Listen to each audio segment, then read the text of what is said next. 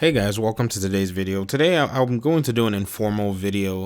Instead of a written review with, all my points like I did for my Metro Exodus review.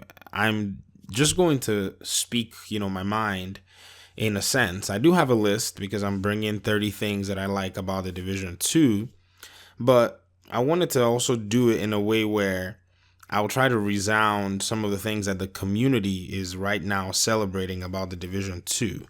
So I watched Angry Joe's review and I necessarily didn't like it because I felt like he didn't give the game a fair shake. I think he brought a lot of, the baggage from the Division 1, his opinions into the game, and said things like, well, the game's license was hindering the game. And so in my opinion, it's like, will you judge the game based on the boundaries of the license, or you're just going to judge the game based on everything you want the game to be?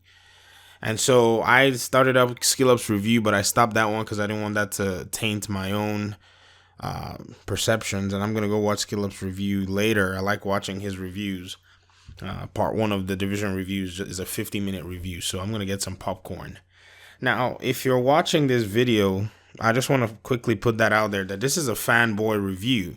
This is for those who need confirmation bias to know that the $60 that they spent is a $60 well spent. They're going to come here and they're going to be happy. And if you hate the Division, or you're the author of this article from Vanity, then this video will certainly not be for you, because this is just a celebration of the things that are good about the game. And so I wanted to just bring that to you guys today. And I wanted you guys to respond by leaving some comments about things that you enjoy about the game. Yes, the game is not perfect, but we have a lot of good things about it. And so let me get some of the somewhat not so great things out of the way that just bother me, and then I'll move into the good stuff. So first of all, Agent Kelso sounds too vindictive.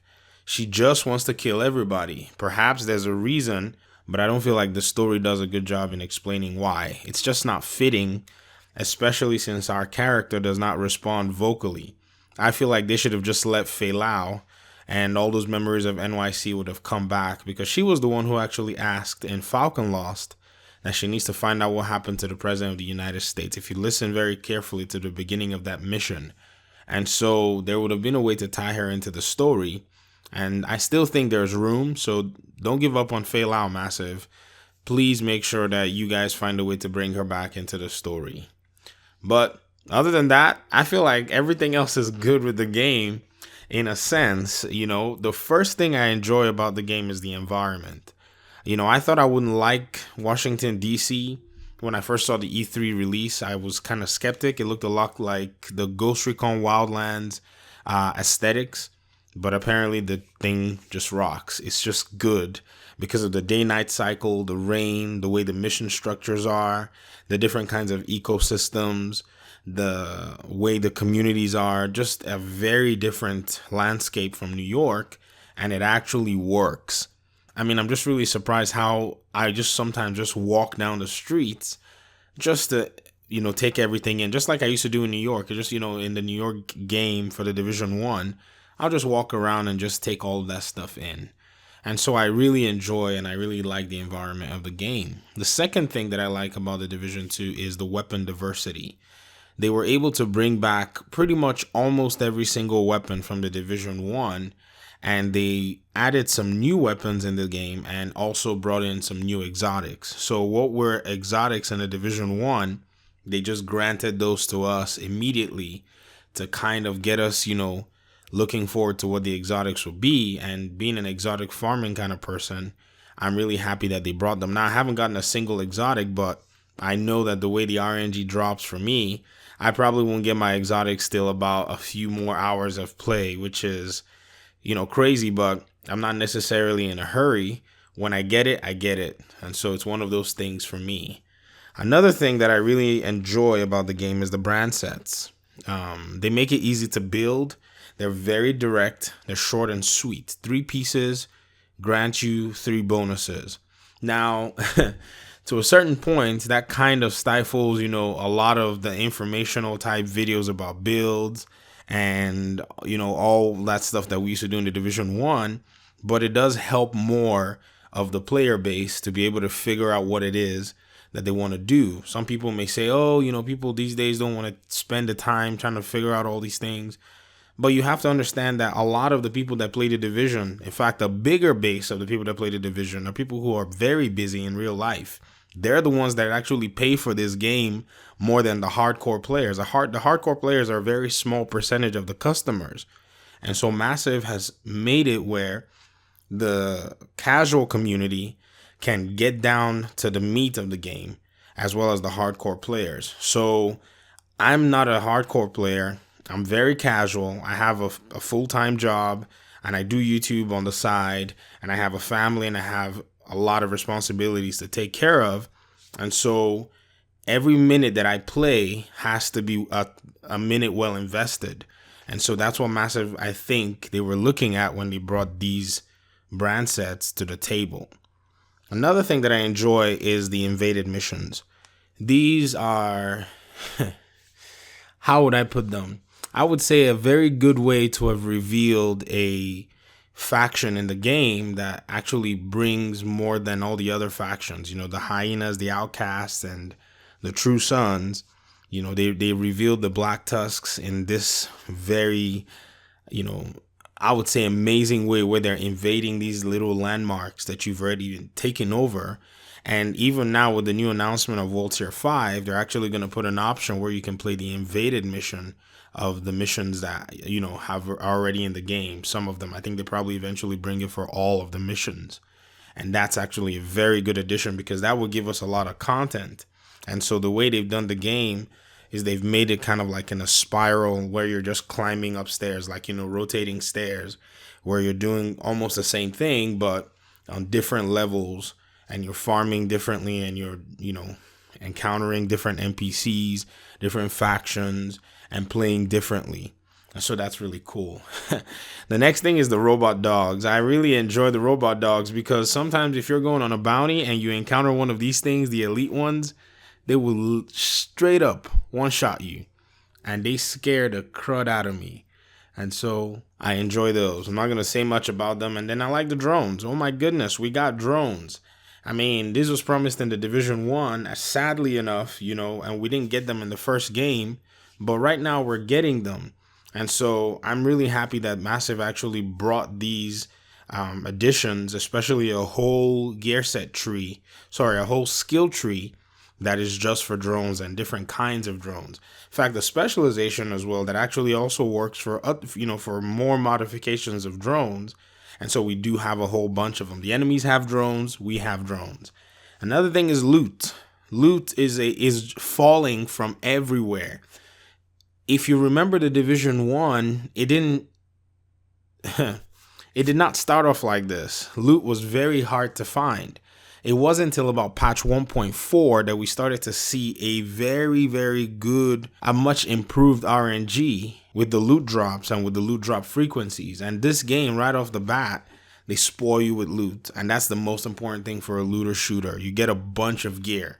And even if you get some things that you may not necessarily want or feel like you don't need, it's still very good to be able to take those items, sell them, crush them. A lot of loot is part of the game's economy. And so even if many people may say, well, I get a whole bunch of, trash gear. Well, there's no such thing as trash gear. Go sell it or, go crush it.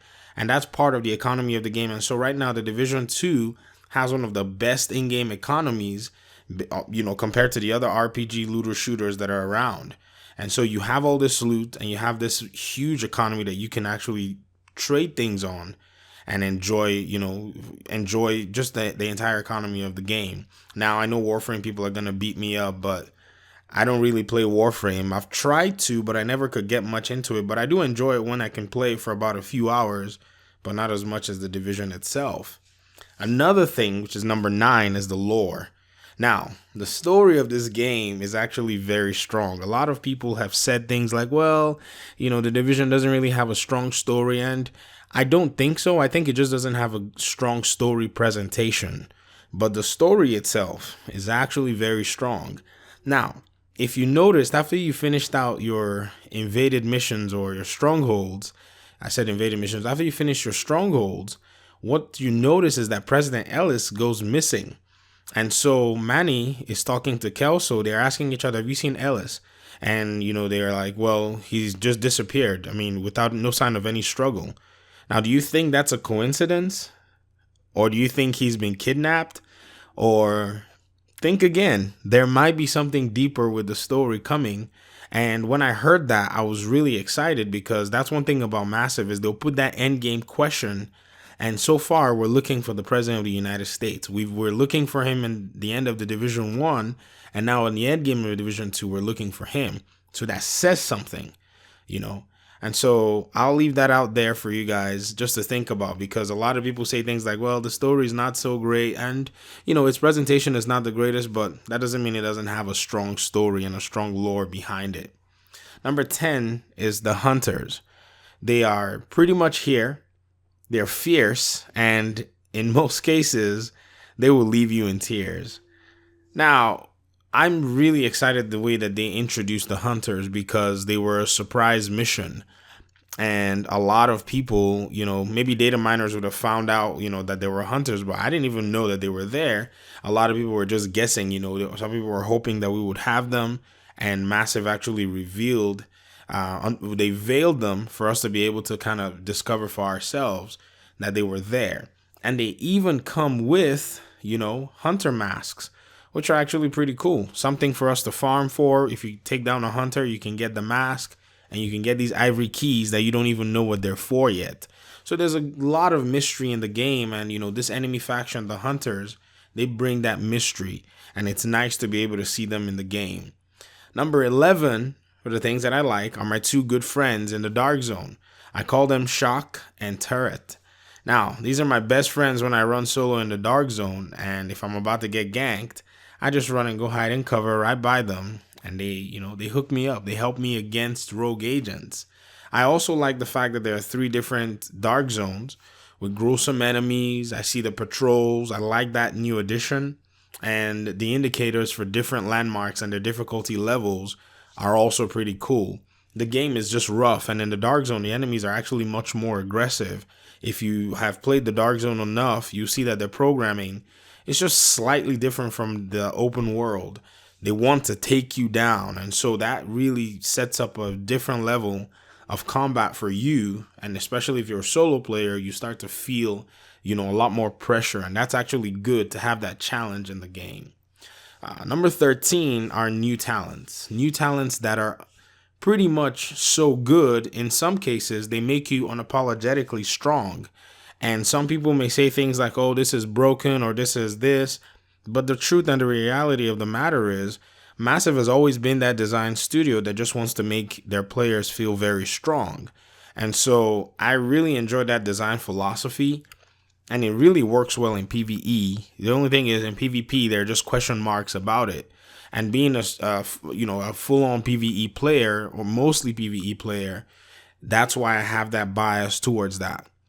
And another thing that I enjoy is the control points. These are not only just a source of gear, but they now make the map traversal much more manageable.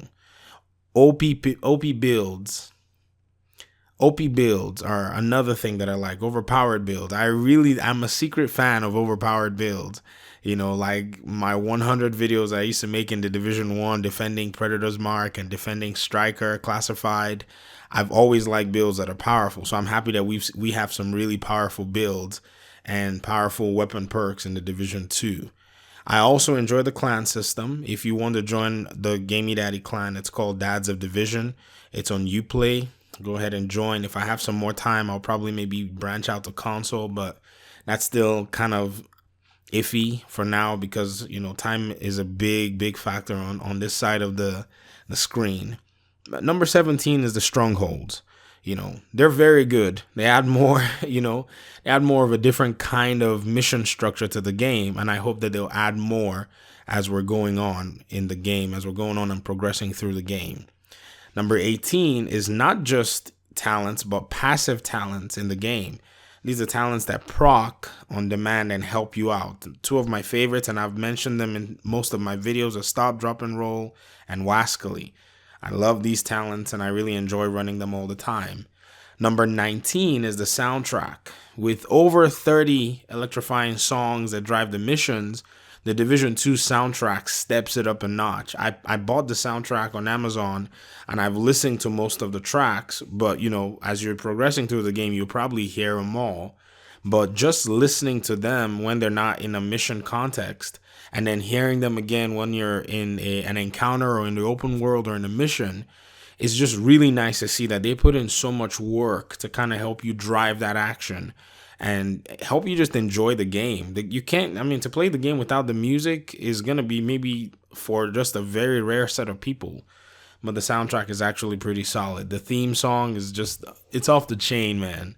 It's off the chain. Number 20 is specialized weapons, the specialization and the specialization weapons. I just always want to ask, whose idea was this? Because we need to buy that dude or gal a beer, because it just creates a lot more depth in the way that we can gear up and in the way we can use those subclasses in the game.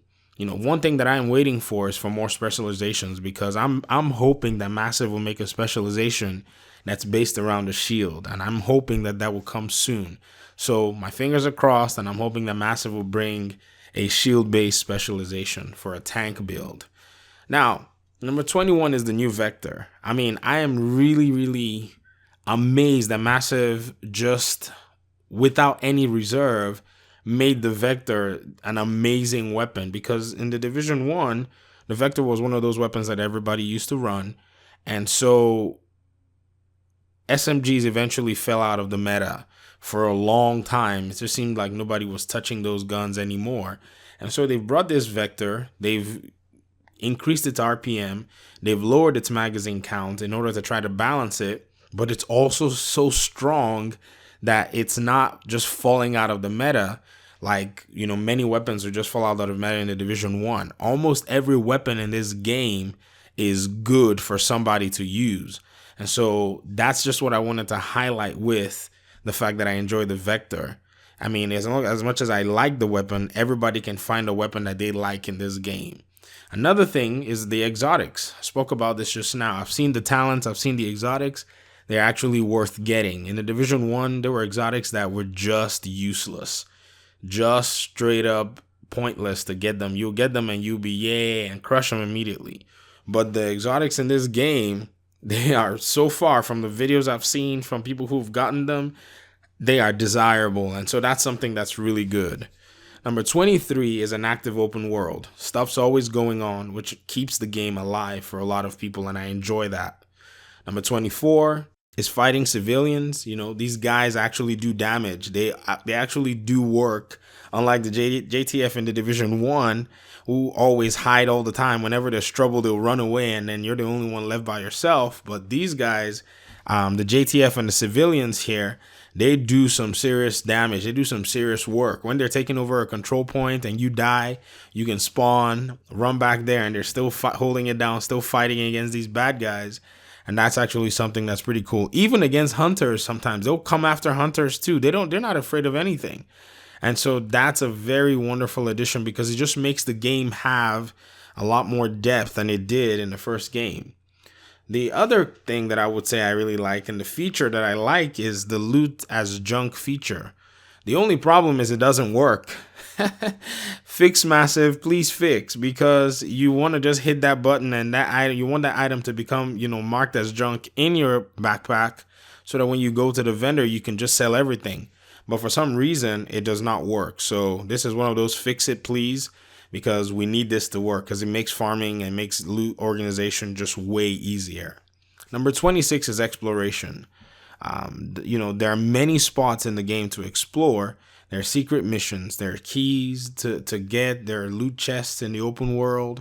There are, spots underground, in the bush, just different places that you can look around.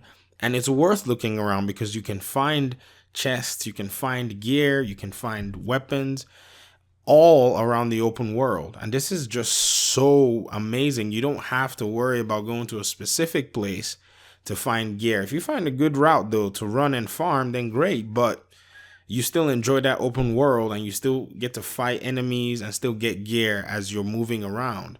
And so that explorative part of this game is just nailed down to the T. Number 27, in my opinion, is gear sets. I'm hoping to see these actually shine in the game, and I'm happy that they're returning.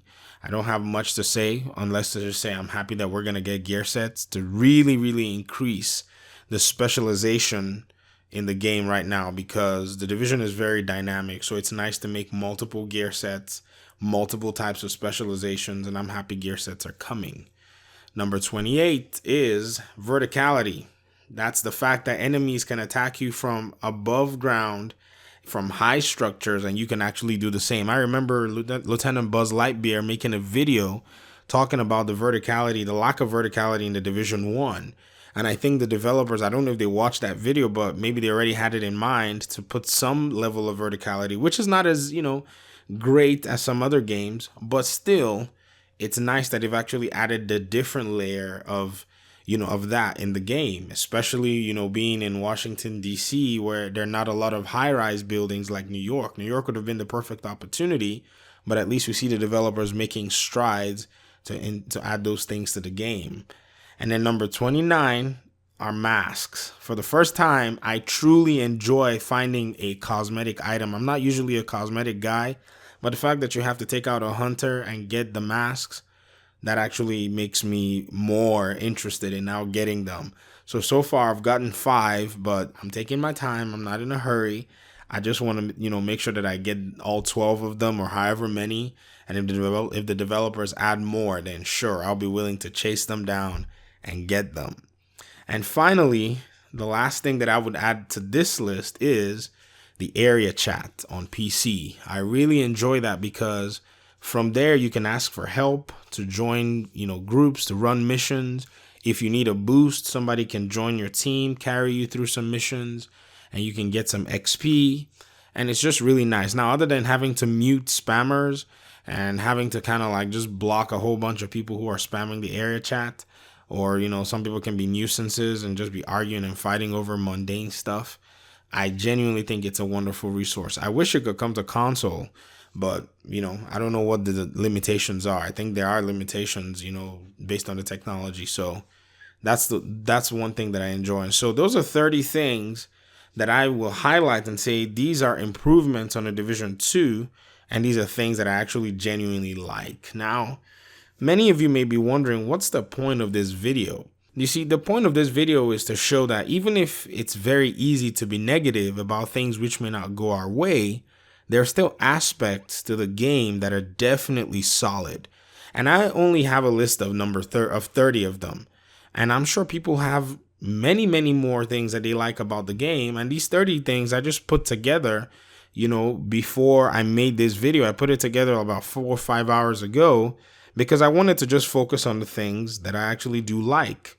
I probably like maybe a lot more things than 30, but I'm just trying to highlight that there are things about Tom Clancy's The Division 2 that we can rally around and say, yes, these things provide good playtime and a dynamic interaction, especially for the RPG looter shooter in 2019.